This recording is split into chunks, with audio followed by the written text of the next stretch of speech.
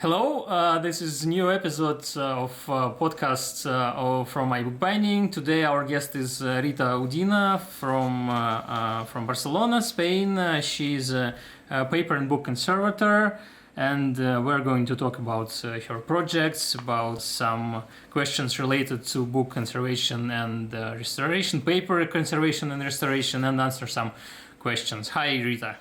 Hi, Stefan. It's really nice to have you at my studio. Yeah, thanks for agreeing to join this project. When I introduced you on Facebook and on Instagram, I wrote that you are a book and paper conservator. But then I checked your website, and you wrote in our discussion that you are paper and book conservation, and that's an interesting point because you're paper conservator first and book conservator next. Well, no, I think I'm equal at both. I really like both the same, in the same degree, and I think I'm good at the same level on both. Yeah. Okay. Okay. I just wanted to clarify this because for some cases that may be really important because we discussed with Eliane last week that some of the conservators are not really bookbinders.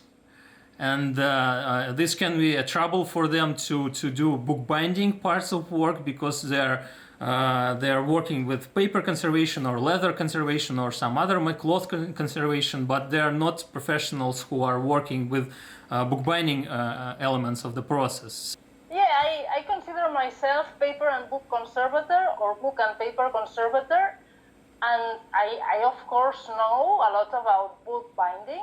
But I don't consider myself a bookbinder. Yeah. I think I am much better conserving books than binding them. But I of course can bind. Okay. I just wanted to ask you first, how did you, what is your first profession? Did you study to become a conservator? How does it work? Because my three previous guests were not taught professionally in the beginning to be book professionals. Ben Elbel was the closest one because he was an art and design student, and almost right after the school he started to do bookbinding. But Todd Davis and Eliane, they weren't book professionals right from the beginning. They had completely different careers. So how was it for you? I studied book and paper conservation in a school here in Barcelona. Yeah. And then I improved myself in bookbinding because that topic was seen only from the surface. So I realized I needed to know a lot more of bookbinding. So but I did study paper and book conservation from the beginning. Can you tell a bit more about your current projects, about your studio? How long are you working? What are your main focus? Yeah, I will do a tour to my studio. Yeah, great. So that you see it, and I will show you the projects I have. Some of them are finished, and some of them it's things I am currently working on, and some of them I still need to start. Yeah. So let's do the tour. And how's it now during the lockdowns and all this stuff? Are the new projects coming, or you have plenty of old projects to work with? Well, unfortunately, many projects have been stopped. Yeah. I had to do 2 courses, and they are the 2 of them postponed. I hope not cancelled. Yeah. Yeah. Many other projects have been postponed as well. Yeah. So it's a bit tricky, but I have also received things from the post from private collectors, but not really a massive amount of work. Okay. It's good that some people still want their books to be bound, prepared, and done during these times.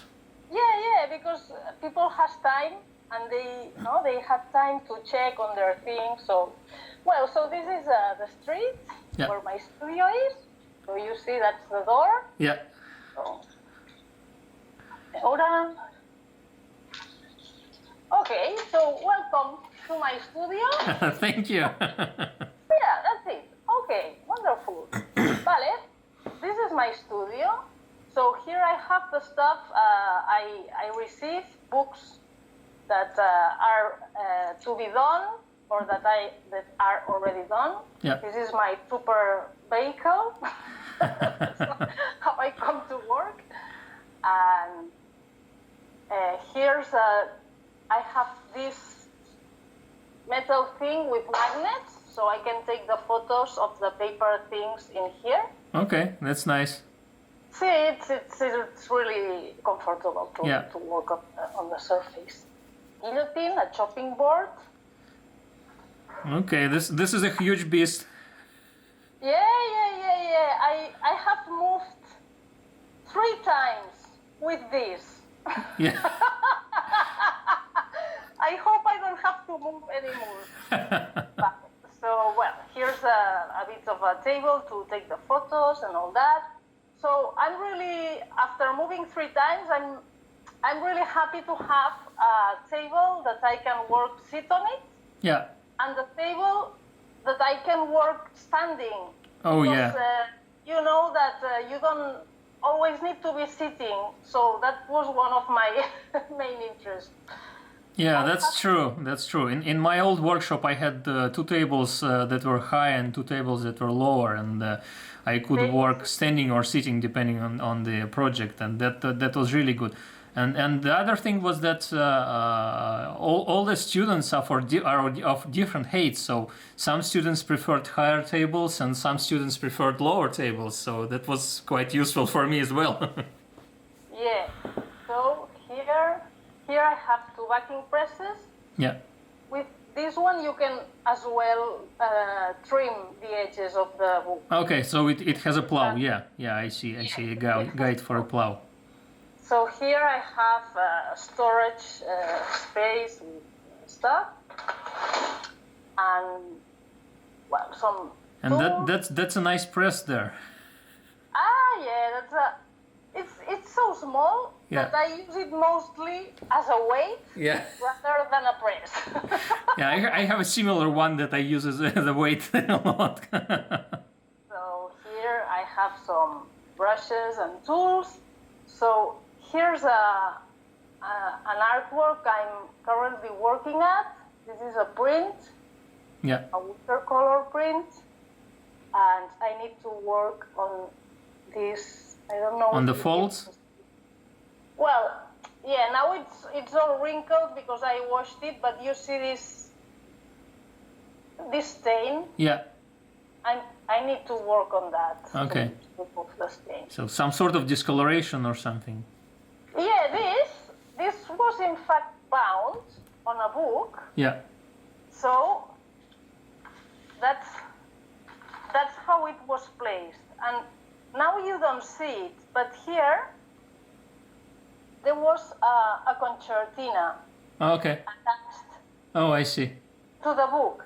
And the glue of the concertina protected from oxidation. Yeah.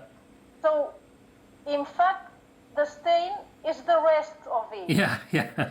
See, so it's a sort of reverse stain. Yeah. But now you will need to make it similar to all the other portions of the map, or. I got this print on its own. Yeah. So the owner got it alone. Yeah. And I, because of this stain, I suspect it belonged to a book. Yeah. But I do not have the book. Yeah. Unfortunately, we only have this. Yeah. And pretty large book that was. Oh yeah, and really nice. So that's let's say the dry area. I also have another press here. Yeah. And here, this one is not really big either. I have a drawing. I can show you that this one is just restored. It's a pencil drawing. Okay. Wow, nice. It was in much worse condition, of course. You can see the image of the previous stage. Yeah. So this is I call it the dry area. I have also a drawer with remace and paper. And here... That's a nice usage of space under the table. Yes, you see. I mean, I have plenty of space, but it's better to use it smartly. Yeah, absolutely. So this is the wet area. That's a leaf casting machine. And I use this to do infills with pulp. Yeah. So I can send you a video because I cannot really do it with one hand. Yeah, sure, absolutely. But yeah, I can show you that. I have here a sink. Well, I would say, I was about to say a big sink, but it's never big enough. So no matter what size it is, you would like to have it bigger. Yeah. That's fine. It's a good sink. So the sink and some jars, and here I have stuff to prepare the paste, and here I prepared some things for the pulp that I can show you later. Great. And here I have a cupboard for the solvents. Yeah. And someone asked about this, so yeah. Some other solvents that I use for stain removal. Yeah. And I have a Garibari here. That It's also a really nice collection of bottles and other things. Yeah, I like to, when I have the occasion, I like to buy nice bottles. Yeah. Yeah. So I will go back to the, and I have a sort of, here's where the boss is, upstairs. Yeah. And it's my dispatch. Hey, you! What's the door? Sure, the dispatch. And so I will show you some objects I have now that I have been working on. So these are two register books. These are the original bindings. Yeah. It's I don't know the name for that. Well, this sort of books that collect information on where people live. Okay. Yeah. I don't know it as well. Register ledgers. I don't know. Yeah, register ledgers. Yeah. So these were really much damaged, and now they have been lined and reinforced every single folio. Yeah. And I have to do a new binding for this because, well, I will keep the label and maybe this paper, but you see the binding was not really the best. Yeah. And this other one, the binding was completely torn. Yeah. So it doesn't make sense that we keep this in terms of conservation because you don't want to. I mean, the goal in this case is to have the folios in the best condition. Yeah. Since it's documents that are very much handled and people check on them significantly often. Yeah. So here's a small book that I have to work on, and I don't know if you see. It has tapes. Can you see? Yeah. So this is why I need the solvents to remove the tapes. And there are some tears, so I need to do a new binding for this because there is no binding. Yeah. So I also do bindings, but I mostly do conservation. Yeah. So I have here this other book. I really like it. It's really nice. It's a small one on leather. And you can see here the previous image that it has a map that was completely torn and damaged. Yeah. So this is these are the original labels that we removed from the spine because it has the gilding and we didn't want to have the gilding damaged. These were some library labels or something like that? Yeah, this book belongs to an engineer's, the University of Barcelona engineering faculty. Yeah. And it's a chemistry book. So here's chemistry book. Where is the map? Here's the map. So here is the map after conservation. So in this case, it's really difficult to do with one hand. So you see now, the map is okay. Yeah. But we thought it was better to remove the map, which was just placed here with this concertina. So this is the original concertina. So we just kept the same structure it had. Yeah. But we removed the map, then lined it, and then fold it again. Because once the holes are done in the wrong place, it's really difficult to repair. Yeah. I mean, there is always that tendency to have, and now it doesn't come off the edges, so it will not be damaged, because if it's wrong fold, no, then it keeps on damaging. Yeah. So this is done. These are other books that I am working on. These are done as well, and I made these protective boxes. Conservation boxes, because these books, they are very, they have not properly a binding. Yeah. This is a wrapper, let's say. It's sewn on a cover, no? So this is not really, it's a single folio. So this is really interesting in terms of historical binding, because that's the editor's paper that you could buy the book. Yeah. And then each collector or customer would decide whether to bind it or not. Yeah. So this is an historical thing that we want to keep, but it's not really good in terms of a binding. It's not a binding, and the material is quite fragile, I suppose. Oh, it's horrible. Yeah. It's a paper pulp. So the book is uncut. Yeah. So we kept that because that's part of the fun thing of this book. Yeah. That the bolts are uncut, and you see this, the loss was infilled with paper pulp. Yeah. Because there were big losses. So in this case, these bindings have the issue that they are too heavy to have this cover. So here's another one. And they also have the issue that I'm sure you have seen this, that the spine is completely cracked. Yeah. Because it has a tight spine. Yeah.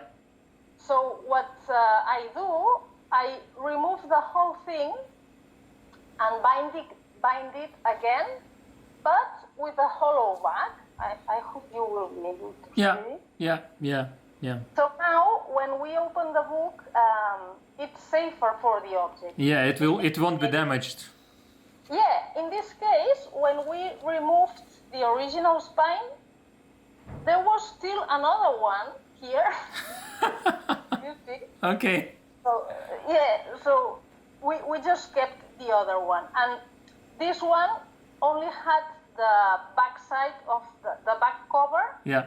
But not the front one. Okay. That it was infilled with the paper pulp as well. So were both the spines from the same book, or the second one was just filler or something? This one was under the one you see now. Yeah. And so it's... probably, see, it belongs to the book as well. But the title is the same, or it's a different title? No, it's the same title. Okay, that's strange, because they have different design, these both spines. Yes, it's curious. It's different design, but it's the same thing. So maybe since the paper is so thin, it just came off and they just put another one. Yeah. And this is another example of the same thing, and this is just in the process. So I made this sort of flaps. And I think this is really interesting because that's the piece that allows me to attach the original covers onto the book without making a tight spine. Yeah. So I do a sewing.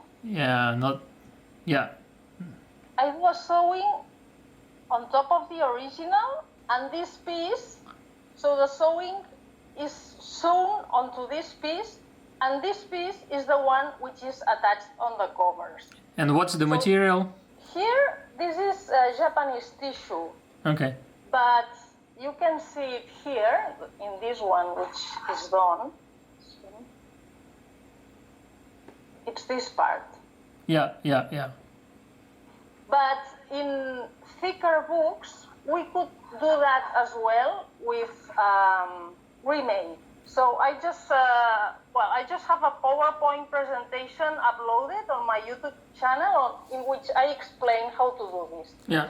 And these are the original covers that were very much damaged, and I still need to infill them with the pulp. Oh yeah. So they're waiting for a bit more work done on them. So once I have the covers, I will place them on the original book without attaching the spine. Yeah. So this is another example of a similar thing, and that's another damage they commonly have. The sewing has only 2 stays, and it's very... Yeah, the thread degraded and... and it doesn't have any thongs. So this is why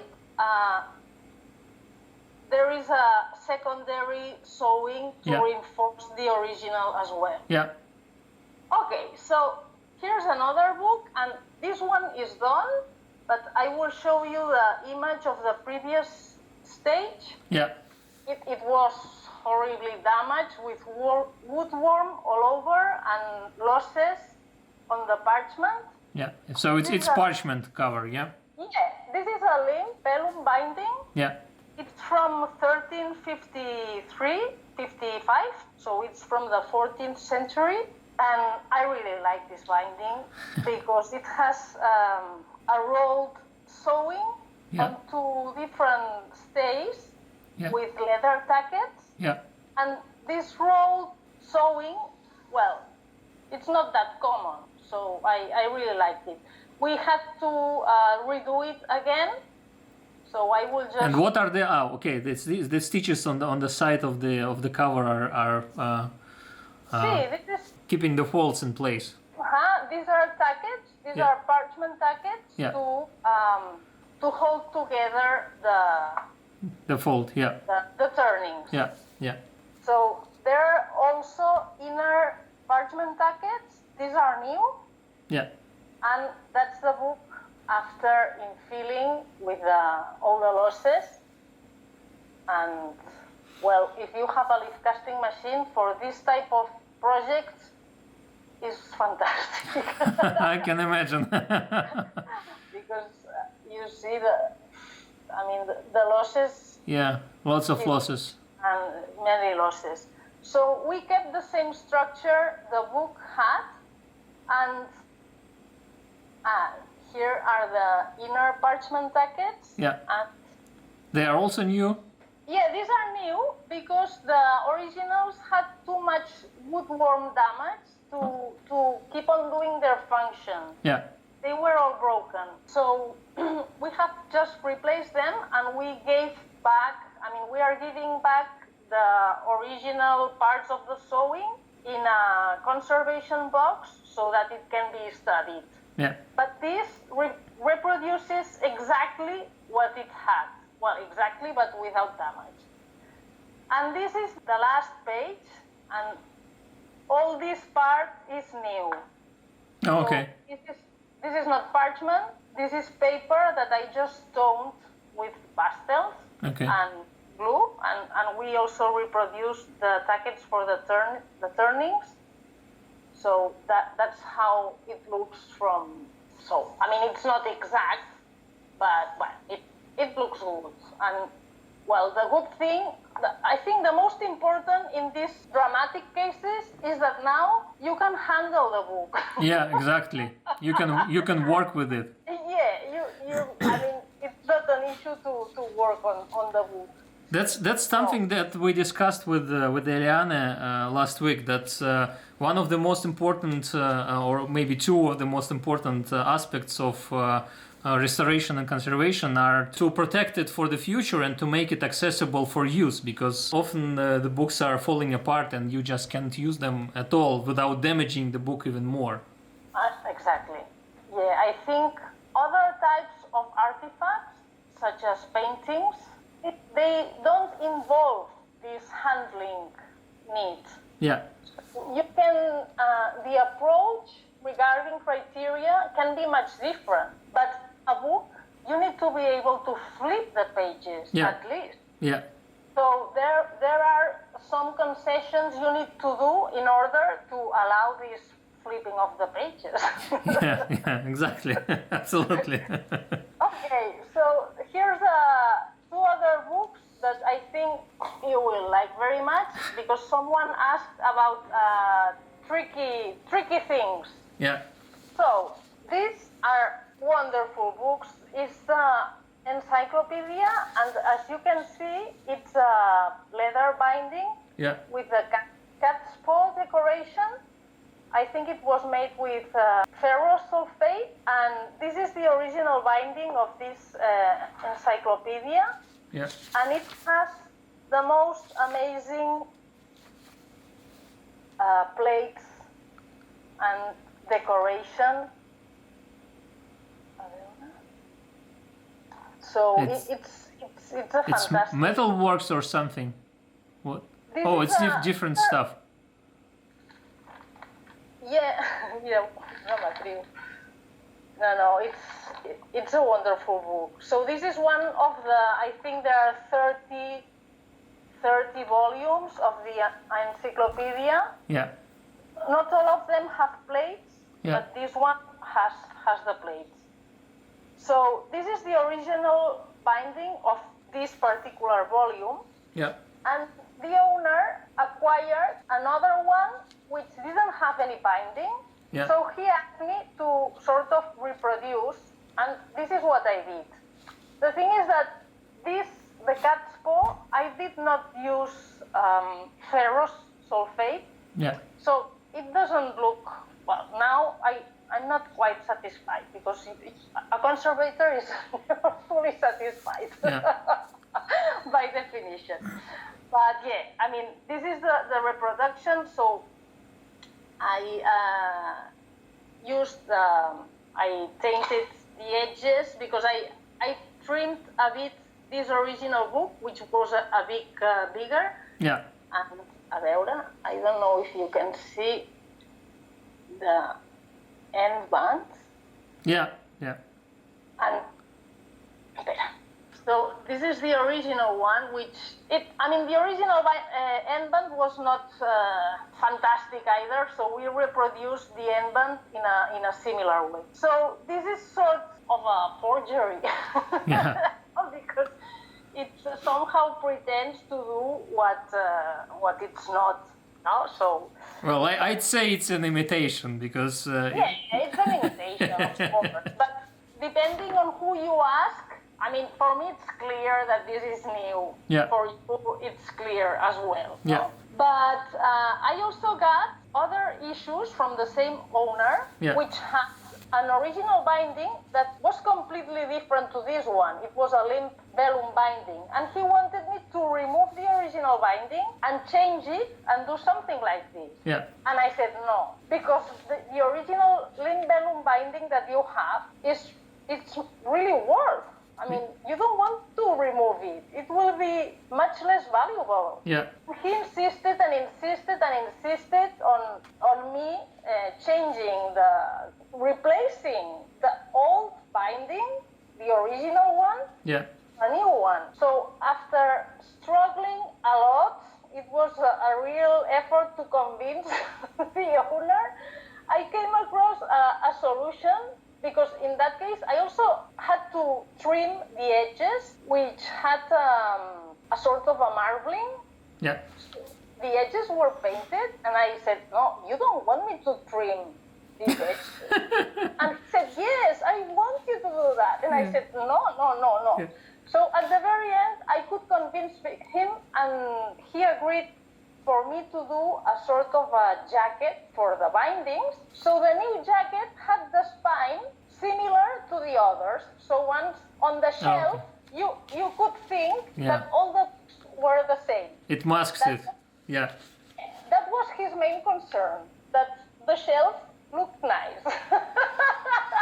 Well, yeah, there are people for whom how the shelf looks is the most important thing about the books.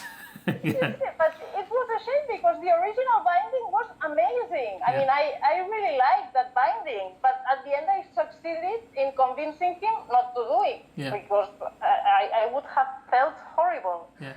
I guess I will read this question. You sort of answered already because just to mention the person who asked it, and it was Janet Mente, and she asked, do private clients ever ask you to restore a rare book in a way that is against modern philosophy of restoration, that is recreating a book as to pure restoration? I hope that is a clear question. So yeah, you sort of already answered this question because they do. It happens, but I think there is always a way to convince the owner not to do it.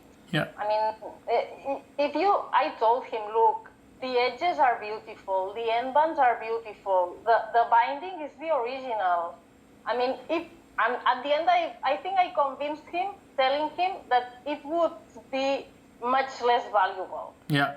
Yeah. Look, if you sell this with a new binding, it will cost not even half the price. Yeah. And he said, okay.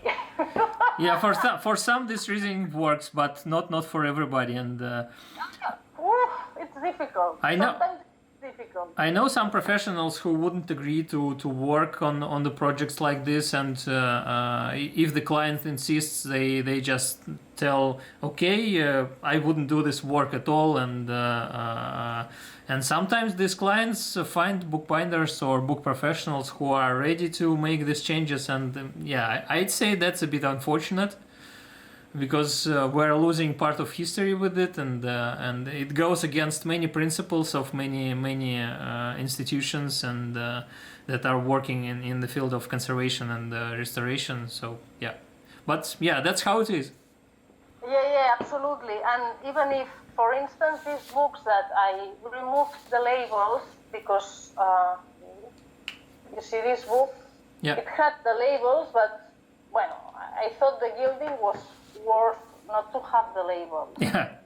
So here, I always give back whatever I am not using to the owners. No, so that's a sort of palliative you can do in these situations in which it's not clear what is better.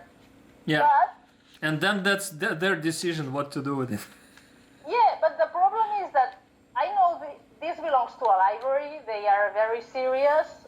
It's a historical library, and they will keep that. Yeah. But if I do this with some private owner, they will just throw it. Yeah. Yeah, that's true. So I will show you, because someone asked about the pulp thing, no? How to do the pulp? Yeah. Yeah, and I will read the question then. It's a question from Tzvi Liberman. How do you restore gaps in pages using paper pulp? And he asked a similar question last week to Eliane, and we discussed that one should probably not do that without special equipment, because if you are trying to make infills just with your own hands, you will get a very uneven surface and the result. So the best solution, if you do not have access to professional equipment, the best solution is to use something like Japanese paper or something to reinforce the gaps. Yeah, I have some examples here that I will show you. So here's a mock-up. So this is a paper. I think it's clear that this is the loss. Yeah. So this is infilled with a leaf casting machine, and I myself produced the paper departing from these other two so that I could match the color. Yeah. So that's the pulp I obtained, and here's, the calculations I do departing from this to produce the paper.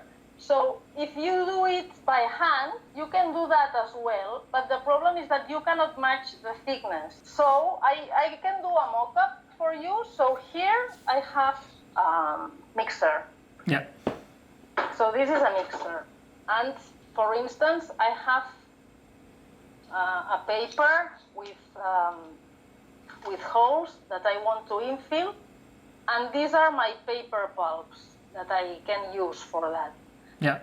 So I put the pulp in the mixer with some water. I cannot do this with one hand. Pero let me try. Yeah. Mira, yes, I can. Vale, pues. So I just put. I give it a bit of a smash. Yeah. And then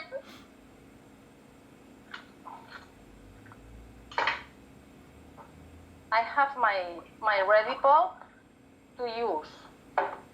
So now I go to the sink. Yeah, I think you will see it like this. I use, so first, this is my paper. I need to wet it.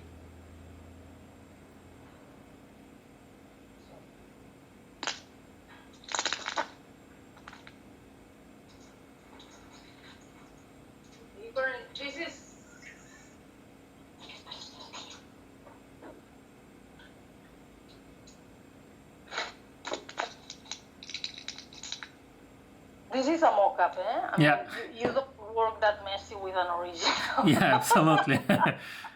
It's just to show during the podcast. It's not real job. Yeah. No. So I have my paper. I put the paper on a remake, and here I have the pulp. This is a pharmacy peer that is used for children to clean their ears or whatever. Yeah. So that's a pharmacy peer. So I just take the pulp with the peer and can you see? Yeah. So I keep on doing layers and layers of the pulp. I could do that as well on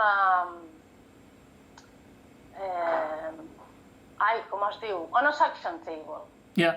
So this, as you can see, I mean, you need to be very much skilled to have even layers. Because well, now I'm holding the phone with one hand, so it's not the best way to work. But I mean, you can do this by hand, but it could work only for really small losses, because you see that it's really difficult to get an even result, and you don't really match the thickness. Yeah.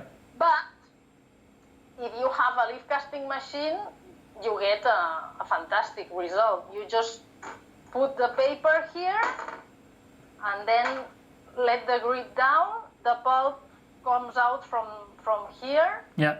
Then you put the suction, and you don't have to literally go through every single area. Yeah. So the machine does it.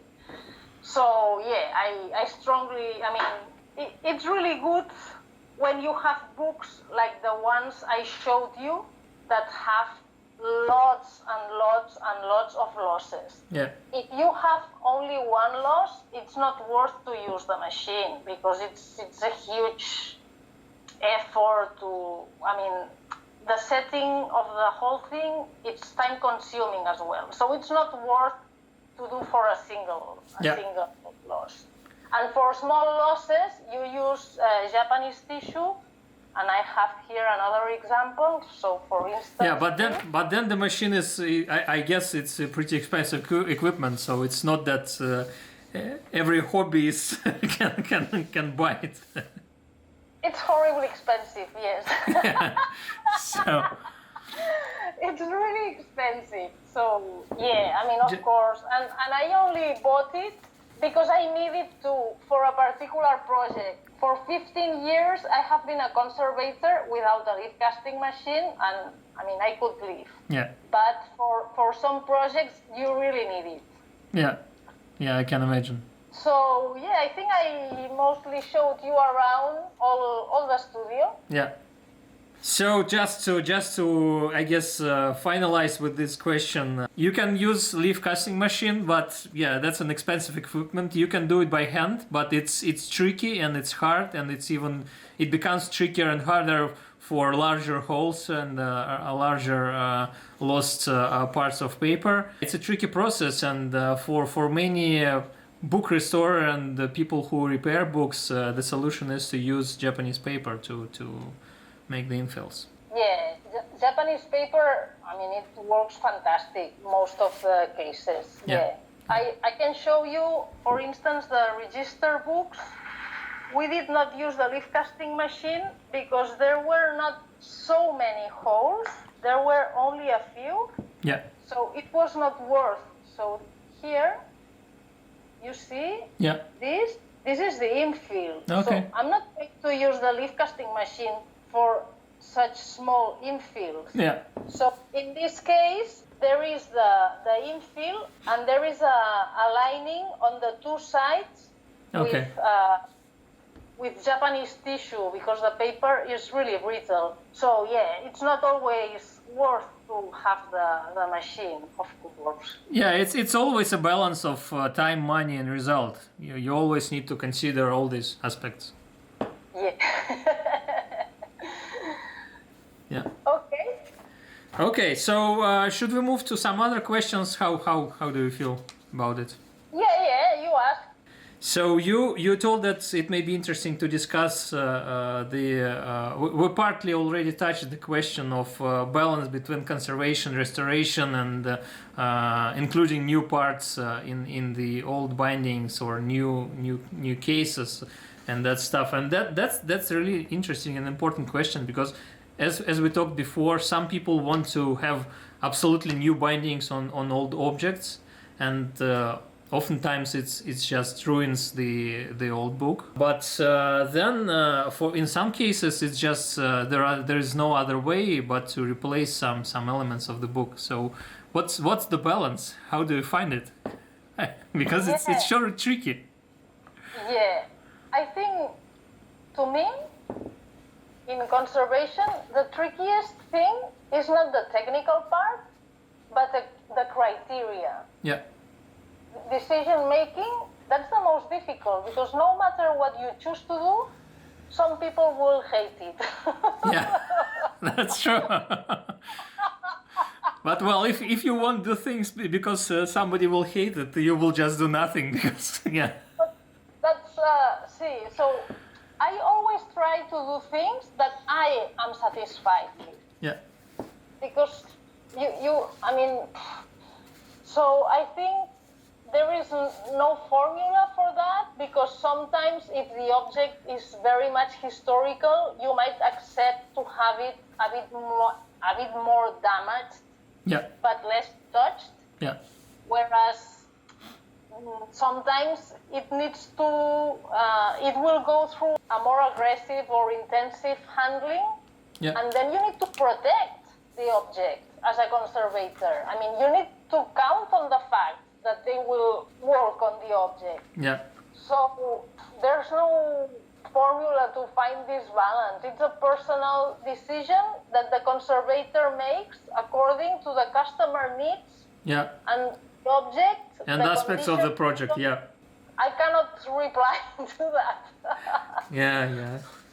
It's a broad question, and answer differs for every project. We talked once again about it with Eliane, that there are many routine aspects of the work of a book restorer, but I guess with conservation it's even worse, I guess, because when you have like hundreds of pages you need to make infills into, that's just sounds like some tedious project that takes a lot of time and attention from the person. So how do you, which parts of these processes you like and which parts you, I don't know, hate or don't like? How it goes for you?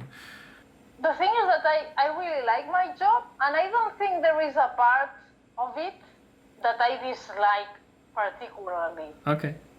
The part that I dislike the most is the business thing. That's the part that I'm really bad at. I mean, money things, the tax, all this, no, I don't like it. But every stage of the process, when you do the condition report, you enjoy it because, I mean, it's not boring because you are getting to know the object. Yeah. No? So, yeah, I like to see all the details of whatever you have. When you take the previous photographs, you are also approaching to the object in a visual way.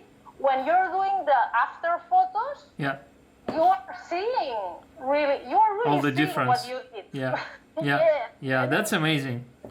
See, I should not do this a bit better or no. So yeah, I don't think there is a part that I don't like apart from the business thing that I hate. Okay, that's great. I'm a bit envious of you because yeah, for sure. For me, it's for example, I hate packing the orders. So the orders that come to my shop, I like designing, making 3D designs, and I don't know, working with wood when I make some wooden tools or something like that. But what I hate is packing because it just takes my time, and I just want to have an employee who will do all this stuff. I would have someone just to take care about money. Like, okay, you tell me, and I do conservation, and some parts of the work are really annoying. Yeah. The other thing I wanted to tell you is that when I first saw your website, I was so impressed that you have posts in 3 languages. This is impressive.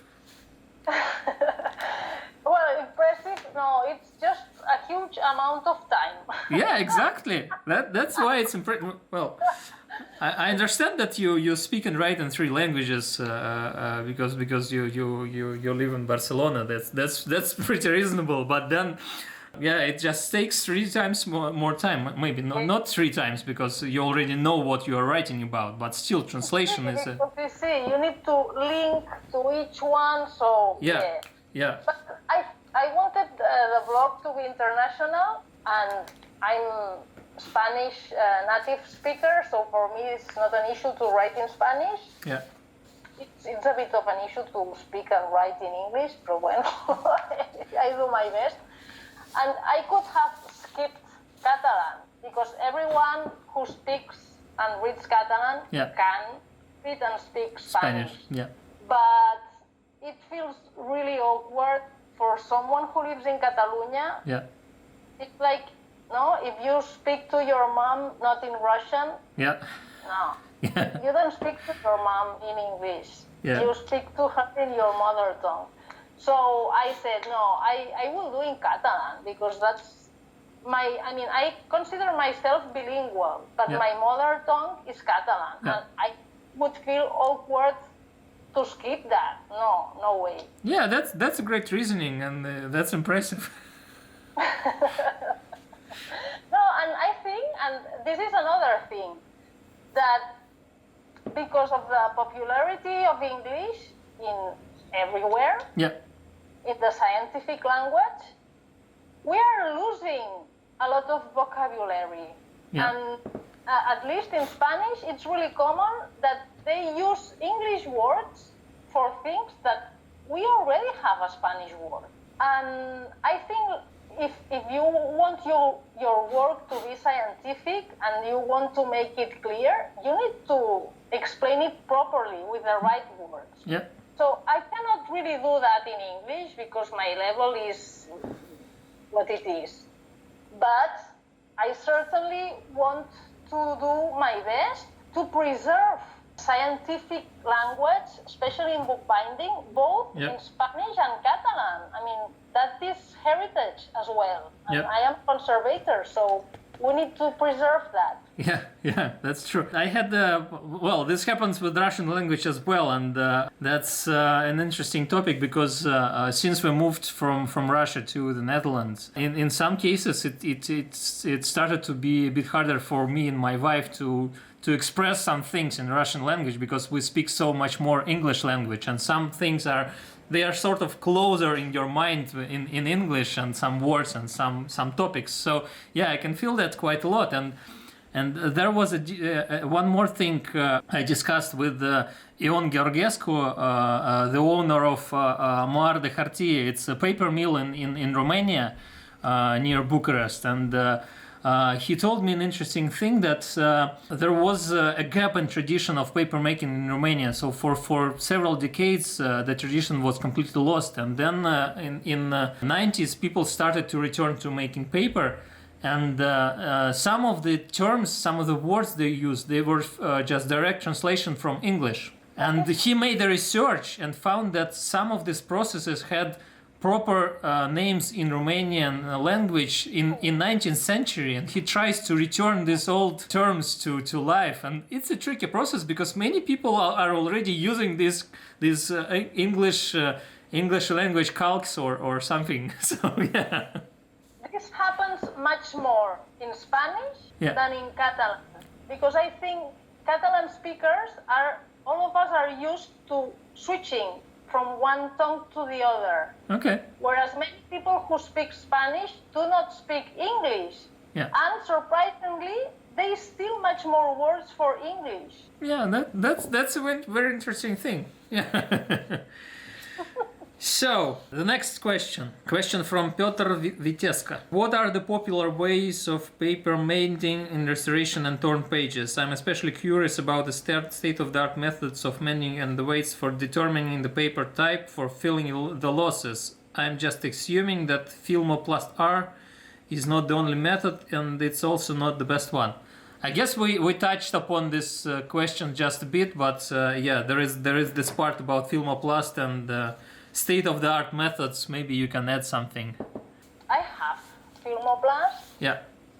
But I really use it only to produce housings and these sort of things. Yeah. And whenever I have to mend tears. Yeah. So as sort of reinforcement or something like that, or? I mend tears with Japanese tissue. Yeah. Here. Yeah. So that's what I use to mend tears. Tissues, different thicknesses, different colors, starch paste, and that's it. So then you have the heating spatula, which is not absolutely necessary. Yeah. But yeah, you don't want to use Filmoplast, because if you use Filmoplast, it can happen a bit like when you use a tape. You see here, this becomes much stiffer. Yeah. At some point, you can produce a tear. It can break. Here. Yeah. Yeah.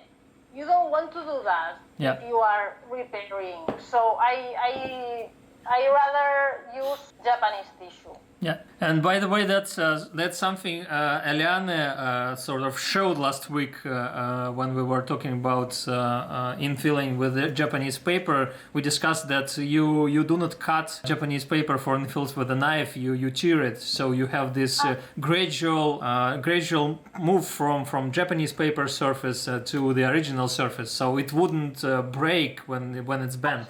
Yeah, absolutely. Okay. Thank you. The next one. Question from Hans Christoph Ruber. Two questions.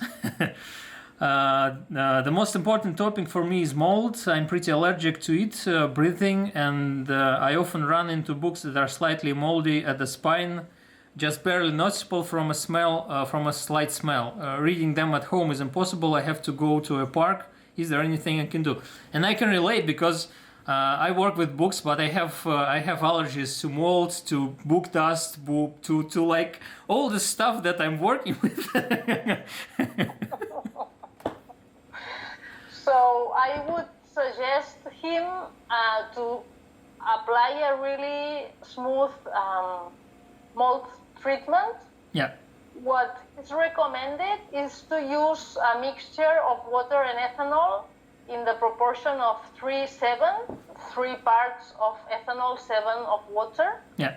And with this mixture, he can soak gently, I mean not completely soaking a cloth, and clean the edges of the book as well as the spine or whatever parts of the book are moldy. Yeah. Usually it's the spine and the edges.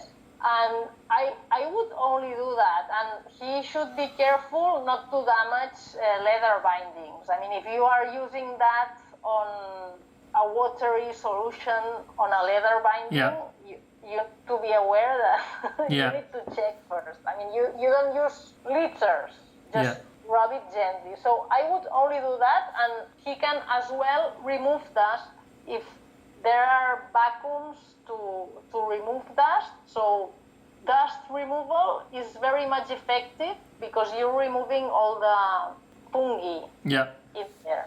Yeah. So these two things. And the stains? Oh yeah, about the using the solution on leather and other things. It's always important, not only with leather, but with all the materials you are trying to sort of clean or something. It's always important to test first before moving to full-on working with the material. You can use something like cotton. Yeah, cotton swab. Cotton swabs, yeah. You can use a cotton swab with a bit of solution and just test somewhere in the corner when it's not seen, and all the same works with for example, when you're repairing some printed or drawn objects. You can do this testing somewhere on the side, in the corner of the object, or for example dot of the eye. You can try to test if dot of the eye would be removed with the solution or something, because it's the most the less visible part of the printed object. You need to do tests before whatever you do. Yeah. The second question from Hans Christoph. Another thing would be pests, bookworms, and etc. Our National Library in Vienna uses a recent technology, non-invasive, with vacuum bags with humidity indicator, wherein the book is placed for a few weeks, I guess for removing the pests. So they're vacuuming pests. And unfortunately, they refuse to tell me about the system, respectively where to get the bags from. Is this already a known technique? You told a bit about vacuuming, but are there any solutions for people with small workshops or for people who work at home? Well, regarding pests and mold, it is quite, the approach is very much different if you do, let's say, at home or on a national library. Yeah. In the case of the National Library, for many years they used really strong toxic products applied on the books. But this is not done anymore because then people who handles the book gets part of that. Yeah. It's really costly and not environmentally friendly. Yeah. So all the toxic procedures are left aside, and one of the most common is to work through anoxia. So they put the books in plastic bags, and then either they remove air or they insert nitrogen usually, so that there is no oxygen. Yeah.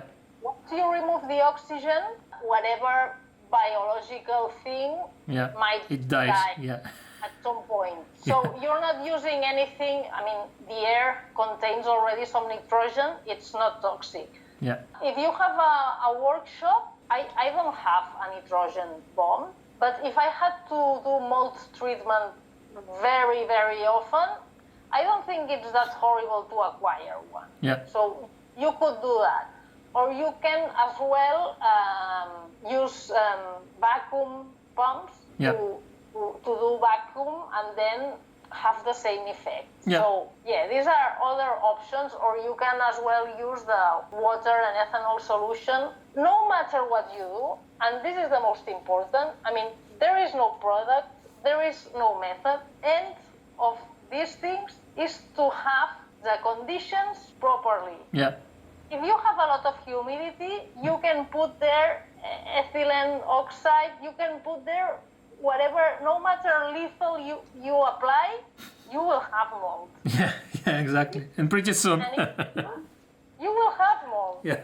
So the way to face mold is to focus on the conditions on your environment, not to have on the basement if there is damp in the basement. I mean, there are always different spots of a same place where you can place the object.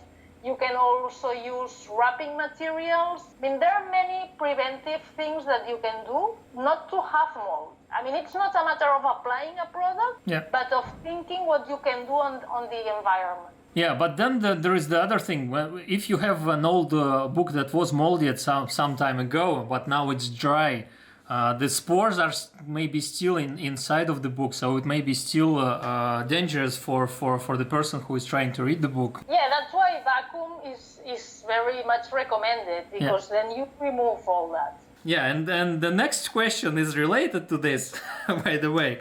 It's a question from Ivan Gulkov. I have a relatively new book, about 5 years old, that has started developing some serious molding that sticks pages together and shows up yellowish spots. Is there anything that can be done to stop the spread? In part, you already answered the question, because you need to fix the conditions in which the book is stored. Because if it started to get moldy, this means that something is wrong with the conditions. But then, okay, it's already moldy. What do you do next? Besides contacting a book restorer or conservator? There's another reason to have these spots, these stains, which are not related to the environment, and it's the paper. Yeah. If the paper has not a good quality, it will have a bad aging and it will have stains. Yeah. And what you can do is to have right wrapping materials, for instance, or the boxes. So whatever is made of a gray board or wood is acidic, and this will increase the speed in which these spots arise. Yeah. So if you use buffered papers, conservation boxes, you will diminish a lot how fast you have all these spots. Yeah. And I mean, of course, you can remove the spots. You can wash the paper and remove them. But I understand that for a book, it's so much costly that it's not worth the effort. Yeah. It's very expensive. So unfortunately, it's not that you cannot do anything, because you can. You can remove the stains, you can deacidify, but it's not worth the effort. So you can work on the conditions and to have the right wrapping and storing materials. Yeah, because this person, he received some comments like you can use an iron to dry the book and then you will be able to use it, or I don't know, you can use a ventilator to dry it, and I was like, oh no, it can be dangerous if you do it at home, because when you dry it with ventilator, all these mold spores, they can just go around your apartment and infest like everything. Or if you dry it with an iron, even on the lowest heat, you can still damage the paper or something. So yeah, it's. Well, if you use a fan to have the object dried out, if it's wet, I mean, they do that in floats. If you really, sometimes it's better to work fast and have the object dried faster rather than wait, because you know you will have mold. But if it's not that wet, so soaked in water, in any case, heat is not recommended. So if you use a fan or a hair dryer, you don't use hot air. You use cold air. Yeah. But and you don't use an iron, because you will damage the paper. That's in any case. Yeah, definitely. Okay. Next one, question from Boris Horemans. Often with old books on history and geography, and that's the subject we already touched before with the map, with the large folded map. On history or geography, you find elaborate maps that are bound with the rest of the signatures, often resulting in torn and damaged maps. when rebinding these books, how would you incorporate these maps?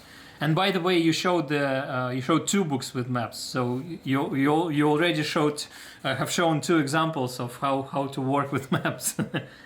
And I should add that sometimes folds are made this way, so they stick out from the book edge, and they start to become torn on the outside. Not only if the map is sewn to the book, but also if it's folded not in the best way. Yeah, I always try to keep the structure of the book. So if the maps are attached with concertinas or they are sewn or whatever, I try to keep that as it was, because most of the times, whatever they did, it was because of a reason. Yeah. So that was the right way to do it, because we tend to think that we might want to correct. No, usually they had a reason why, and they were right, and they knew more than you do. Because, see, that's my experience, that sometimes I reproduce structures and I don't quite understand and I don't see the point of this and that, but after you do it, you say, so I wouldn't change the structure. But of course, if the fold is done in the wrong way, it gets damaged because it goes off the edge. So you do the right folds and that's it. And I guess a couple questions from me. So I'm not sure if how good it will be seen, but I bought this book some time ago. I maybe need to use a light to show through it, because there are lots of. Can you see the holes? I guess that's a picture you can see quite often. I don't want to fix it really, because it was a cheap book. I bought it exactly because of all these holes, because I wanted to have an object to show, but I don't see any pests inside of the book. I think they left long ago, and I don't see any other leftovers like dead pests or something, only holes. But what are the best solutions for keeping books like that in your collection? Can you give some advice? Yes, what I would do is just only add a proper wrapping, like a conservation box with a thin board. That, which is so simple and costless, makes the object much more long-lasting, because you don't provoke abrasion on it. I mean, preservation. It has an amazing effect. People think that not doing nothing means not doing nothing, but doing nothing most of the time is the best you can do. Okay, that's often mentioned as a good solution. If you're unsure what you want to do with a book, make a box for a book and it will be protected. That's it. Okay, I guess that's it with the questions. Do you want to talk about some of the upcoming courses, maybe courses that were cancelled, courses that are still happening? Some events are cancelled, large events, for example, Bookbinders Fair in St. Nicholas that had to be in April was cancelled, and we still don't know what's happening with some of the autumn events. For example, American Guild of Bookworkers Standards, I understand they cancelled their event this November or October or something like that. They already cancelled it because the fees are too high, and if they wait longer, the fees for cancellation fees will be higher than what they have to pay for organizing the whole event. And some other events are moving or shifting, even if they are in the next year, because nobody is sure what's happening. So what's on your side? I had 2 courses cancelled as well, as I told you. But we will do other courses. There is a very popular one about retouching. Healing, and on that we deal with the pulp, the Japanese mending, we use cellulose, and we work a lot as well in catching the textures of cloth or leather for bindings. So that course will be held in June next year, so 2021. There is also another schedule, I have in mind, but there is not a date for that. on the conservation of books. Yeah. So I will do that next year as well. And there are other courses that I will announce at the right time, but one of them has to do with Asian book bindings, Okay. with prepared book bindings. And yeah, there will be plenty of courses when we can go out. When we're allowed, yeah.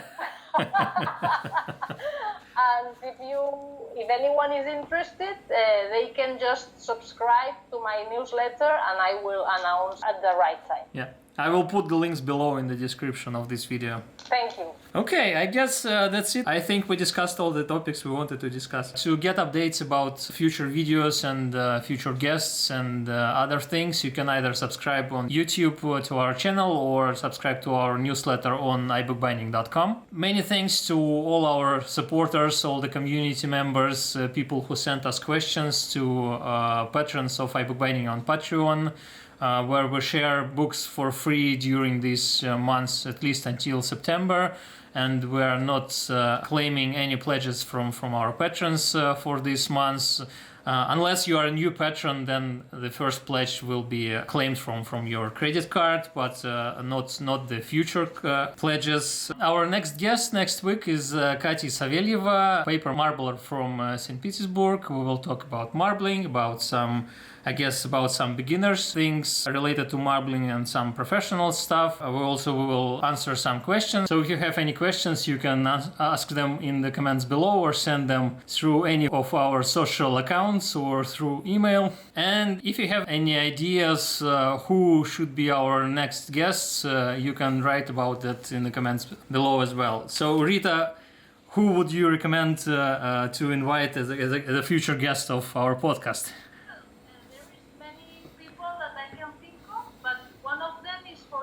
Mark Shomoyi, yeah, the bookbinder and conservator in Budapest, in Hungary. Yeah. He does many workshops teaching other people about bookbinding techniques, so he will probably show you many interesting things.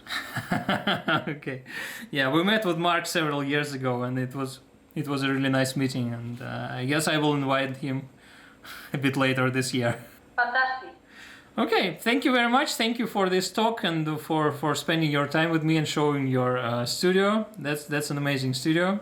I hope I will visit the studio in person in the future.